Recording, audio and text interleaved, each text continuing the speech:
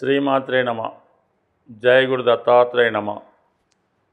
ఈ వీడియోలో మనం వృశ్చిక రాశి వారికి ఆలస్య వివాహ కారణాలు, వివాహం తర్వాత సమస్యలకి పరిష్కారాలు తెలుసుకునే ప్రయత్నం చేద్దాం. ఏదైనా వృశ్చిక రాశి వారికి సప్తమాధిపతి శుక్రుడయ్యాడు. అందువలన వీళ్ళ వివాహం తర్వాత ఏ విధంగా ఉంటుంది, ఇవన్నీ కూడా శుక్రుని యొక్క స్థితిని బట్టి ఆధారపడి ఉంటుంది. గ్రహాల్లో కల్లా చాలా సున్నితమైనటువంటి ప్లానెట్ శుక్రుడు. శుక్రుడు ఏమాత్రం ఎఫ్లెక్ట్ అయినా, కంబస్ట్ అయినా, పాపగ్రహాలతో కలిసి ఉన్న జాతకుడికి వివాహ జీవితం భగ్నమవుతుంది. అలాగే ఇతర స్త్రీలతో సంబంధాల వల్ల జీవితం నాశనం చేసుకుంటాడు. ఆర్థిక పరంగా చాలా నష్టపోవడం కూడా జరుగుతుంటుంది. ఇవన్నీ కూడా వివాహం తర్వాత జరుగుతూ ఉంటుంది అన్నమాట. అంటే ఎవరికన్నా వారి యొక్క జన్మజాతకంలో శుక్రుడు శుభస్థానాల్లో, లాభస్థానాలు లాంటి వాటిలో ఉంటే వారి జీవితం వివాహం తర్వాత అభివృద్ధి చెందడం జరుగుతూ ఉంటుంది. అయితే ఇక్కడ అంటే వివాహం తర్వాత శుక్రుడు యాక్టివేట్ అవుతూ ఉంటాడు. అప్పటిదాకా శుక్రుడు సైలెంట్గానే ఉంటాడు. వివాహం తర్వాత శుక్రగ్రహం తన పనిని ప్రారంభిస్తాడు అన్నమాట.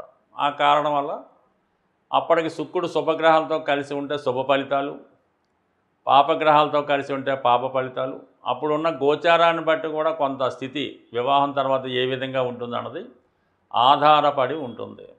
అయితే శుక్రుడు శనితో కలిసి ఉన్నప్పుడు పెద్దగా వివాహాన్ని స్థిరంగానే ఉంచుతాడు, పెద్ద ఇబ్బంది పెట్టడు. అయితే కుజుడు, కేతువు, రాహు లాంటి పాపగ్రహాలతో కలిసిన శుక్రుడు రవితో దగ్గరగా కంబస్ట్ అయి ఉన్నా కంపల్సరీగా వివాహం తర్వాత సమస్యలు తలెత్తడం జరుగుతూ ఉంటుంది. ఇక్కడ ముఖ్యంగా మగవారికి వివాహ కారకుడు సప్తమాధిపతి కూడా శుక్రుడు అవ్వటం వల్ల శుక్రుడు ఏ గ్రహంతో కలిసి ఉంటే అటువంటి తత్వం కలిగి ఉన్నటువంటి భార్య రావడం జరుగుతూ ఉంటుంది. ముఖ్యంగా శుక్రుడు గురువుతో కలిసి ఉంటే మంచి విద్యావంతురాలు, ధనవంతురాలు, సౌందర్యవతి అనే భార్య రావడం జరుగుతూ ఉంటుంది. వివాహం తర్వాత జాతకుడు అదృష్టం మారిపోతూ ఉంటుంది. అదే శుక్రుడు శనితో కలిస్తే మంచి ఉద్యోగస్తురాలైనటువంటి భార్య వస్తుంది. అయితే అతిబద్ధకం వల్ల ఇంట్లో భర్తని, పిల్లల్ని పట్టించుకోకపోవడం జరుగుతూ ఉంటుంది. భర్తే భార్యకి సేవకుడుగా మారుతూ ఉంటాడు. అయితే అదృష్టం మాత్రం కలిసి వస్తుంది. ధనం విషయంలో చాలా అనుకూలంగా ఉంటుంది. అదే శుక్రుడు కుజుడితో కలిసి ఉంటే తరచూ విభేదాలు రావడం జరుగుతూ ఉంటుంది. అయితే చాలా బాగా కలిసి ఉంటారు, మళ్ళా తగులాడడం జరుగుతూ ఉంటుంది. ఈ విధంగా అతివృష్టి, అనావృష్టితో కలిసి ఉండడం, అలాగే భర్త కొంత భార్య మీద కన్నా ఇతర స్త్రీల మీద ఎక్కువ ఆసక్తి కలిగి ఉంటాడు.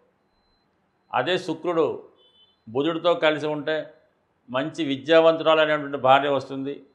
వివాహం తర్వాత జాతకుడికి అదృష్టం మారుతుంది. అలాగే ఉద్యోగం చేసే భార్య రావడం, ఇవన్నీ కూడా ఉంటాయి. అదే శుక్రుడు చంద్రుడితో కలిసి ఉంటే అందమైన భార్య వచ్చినప్పటికి కూడా ఇంట్లో స్త్రీల మధ్య విభేదాలు, ముఖ్యంగా అత్తాకోడళ్ళ మధ్య గొడవలతో జాతకుడు చాలా ఇబ్బంది పడడం జరుగుతూ ఉంటుంది. అదే శుక్రుడు రవితో కలిసి ఉంటే ప్రభుత్వ ఉద్యోగం కానీ, గవర్నమెంటు బ్యాక్గ్రౌండ్ ఉన్నటువంటి అమ్మాయి అంటే వాళ్ళ తల్లిదండ్రులు ప్రభుత్వ ఉద్యోగం అన్నా చేయొచ్చు, అమ్మాయి ప్రభుత్వ ఉద్యోగం చేయొచ్చు, లేదంటే గొప్ప హోదా కలిగినటువంటి ఏదైనా విద్య ఉండవచ్చు. ఈ విధంగా మంచి స్టేటస్ కలిగిన భార్య రావడం జరుగుతూ ఉంటుంది. సో ఈ విధంగా జాతకుడు వివాహ జీవితం మొత్తం శుక్రుడి మీద ఆధారపడి ఉంటుంది.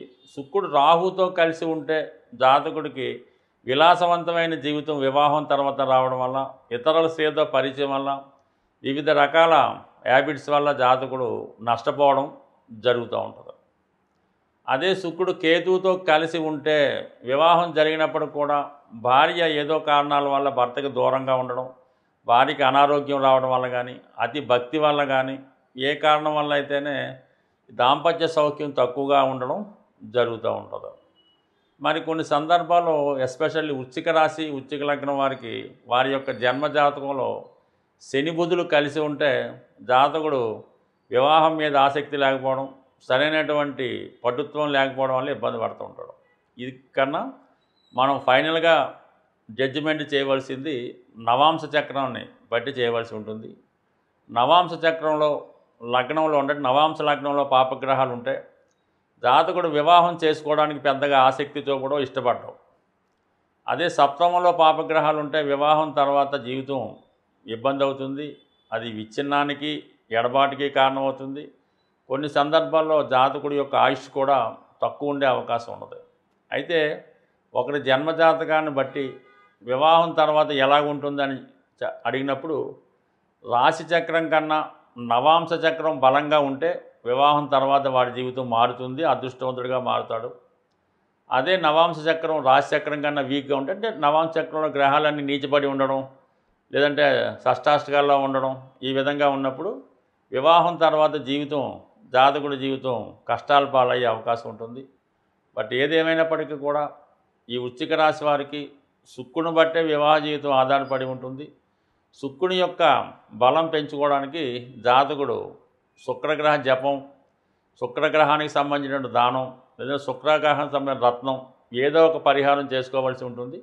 మరిన్ని పరిహారాలు ఇవన్నీ కూడా అనుభవజ్ఞుల వాడిని తెలుసుకొని వారి జ్యోతిష్కులను సంప్రదించి చక్కగా పరిహారం చేసుకుంటే మరి శుక్రుడు ఎంత బలంగా ఉంటే ఈ వృశ్చిక రాశి వారి యొక్క జీవితం, వివాహ జీవితం, అదృష్టం అన్నీ అనుకూలంగా ఉండే అవకాశం ఉంటుంది.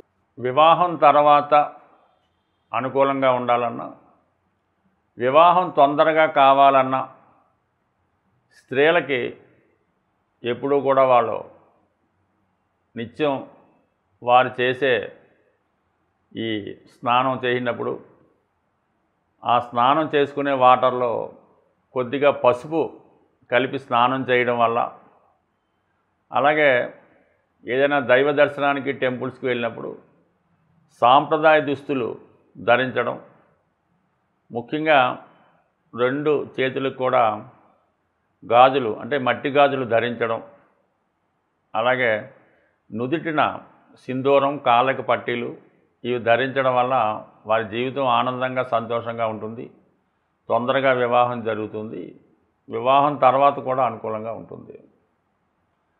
అలాగే మగవారు కూడా సాంప్రదాయంగా ఉంటూ ప్రతిరోజు సూర్య నమస్కారం చేసుకొని ఆదిత్య ఉదయం చదువుకుంటూ హనుమాన్ ఆలయం దర్శించడం, హనుమాన్ను పూజించడం, బ్రహ్మచర్యాన్ని పాటించవలసి ఉంటుంది. 100% వివాహం జరిగేంత వరకు కూడా బ్రహ్మచర్యం పాటిస్తే వారి జీవితం వివాహం తర్వాత మోస్ట్ సక్సెస్ఫుల్గా ఉండడం జరుగుతూ ఉంటుంది.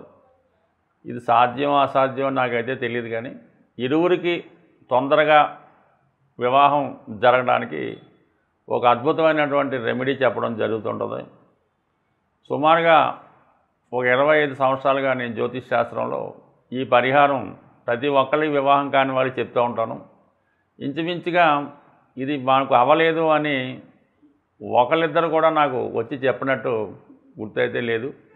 అటువంటి గొప్ప రెమెడీ. అంటే దీనిలో శ్రద్ధ ఇంపార్టెంటు, నమ్మకం ఇంపార్టెంటు. అప్పుడే మాత్రం ఈ ఫలిస్తుంది. ఇది చాలా సింపుల్ రెమెడీ. ఒక 8 మంగళవారాలు సెలెక్ట్ చేసుకోవాల్సి ఉంటుంది. మనం ఏదైతే ప్రారంభిస్తామో మంగళవారం, ఆ మంగళవారం రోజు ఎవరైతే సాధకుడు ఉంటాడో అది వారికి సాధన తార అయి ఉంటుంది. ఆ సాధన తార వచ్చిన రోజు మంగళవారం అయి ఆ రోజు ఈ 8 వారాలు చేయవలసి ఉంటుంది. చక్కగా శుభ్రంగా తలకు స్నానం చేయడం, సాంప్రదాయ దుస్తులు ధరించడం, 108 తమలపాకులు, ఒక 5 అరటిపళ్ళు, ఒక కొబ్బరికాయ, కొద్దిగా సింధూరంతో ఆంజనేయ స్వామివారిని దర్శించడం, తమలపాకులతో అర్చన చేయడం, స్వామికి సింధూరం సమర్పించడం, 5 ప్రదక్షిణలు చేయడం, చక్కగా ఇంటికి రావడం, ఆ రోజంతా కూడా సాధారణ భోజనం చేయడం, రాత్రి పడుకునేటప్పుడు నేల మీద అంటే చాప దిండు వేసుకొని దక్షిణ వైపు తల ఉంచి నిద్రించడం, మరి ఆ పడుకునే సమయంలో కానీ పడుకోనక ముందు కానీ హనుమాన్ చాలీసా పారాయణ చేయడం, అలాగే మీరు ఇంట్లో ఏ దైవాన్ని అయితే పూజిస్తారో ఆ దైవాన్ని కూడా మరి పూజించి ఏదో ఒక నైవేద్యం, అంటే ఎక్కువగా బెల్లం కానీ పటిక బెల్లం కానీ ఇంట్లో ఉన్నటువంటి మీ దేవతకి నైవేద్యంగా పెట్టి ఈ విధంగా 8 మంగళవారాలు పూర్తి చేయవలసి ఉంటుంది. స్త్రీలైతే మధ్యలో గ్యాప్ వస్తే మళ్ళీ దాన్ని కంటిన్యూ చేసుకోవచ్చు. ఈ 8 వారాలు ఖచ్చితంగా చేయడం వల్ల వివాహం తొందరగా జరిగే అవకాశం ఉంది. దీనికి ఇంకా మధ్యలో చిన్న చిన్న రెమెడీస్ కూడా ఉంటాయి, అవి కూడా చేసుకుంటే ఇంకా ఎర్లీగా అవుతుంది. ముఖ్యంగా నల్ల చీమలకి మరి మంగళవారం రోజు బియ్యం పిండి పంచదార కలిపి నల్ల చీమలకి ఆహారంగా వేయడం, మరి రాహు ప్రభావం ఎక్కువగా ఉంటే బార్లీతో తయారు చేసినటువంటి చిన్న చిన్న అంటే బార్లీ పాలు కలిపి చిన్న చిన్న ఉండలుగా తయారు చేసి చెరువులో ఉన్నటువంటి చేపలకి ఆహారంగా వేయడం వల్ల తొందరగా వివాహం జరిగే అవకాశం ఉంది. స్వస్తి.